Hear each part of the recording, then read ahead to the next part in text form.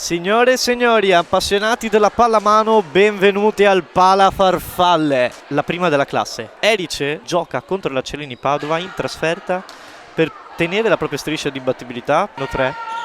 Quindi può diventare una partita interessante. Dipende poi ovviamente come la prenderanno le vice campionesse d'Italia, come questo inserimento di Tarbuk.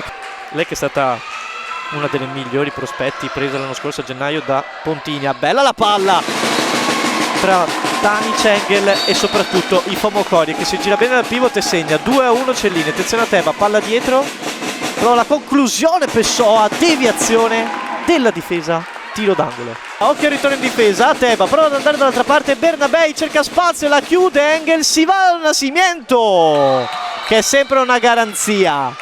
Taglio di Prela, spazio, Tanic prova a superare a destra, incrocio con Beatrice Borrini che scarica la botta sul primo palo. Borrini si fa vedere, Borrini finta, era troppo lontano dal tiro, preferisce andare da Engel. Edoarda Engel, ancora lei. È una prateria, preferisce andare dietro da Engel però. 1 contro 1, Meneghini che scarica, centrale però. La costruzione dell'azione è stata molto buona. Prima fase, Strauss, Martina Brock, che in questo momento è in panchina.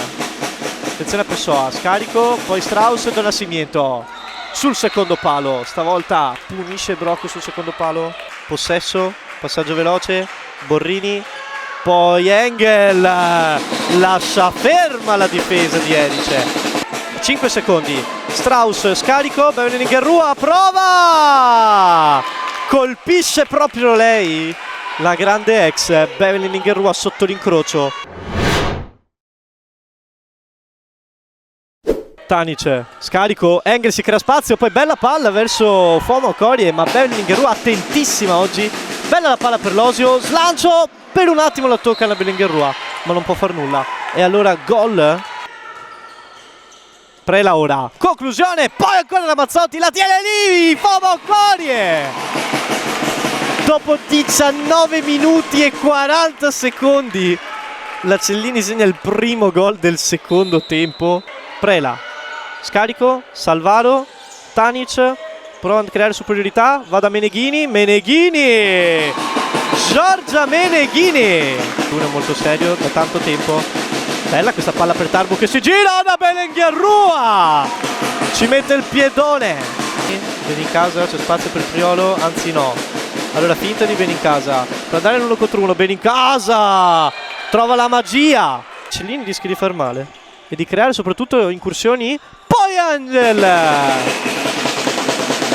House, bisogna ripartire adesso con Tanic. Prela vede, bello il passaggio per Salvaro, che parata di Romina Mazzotti.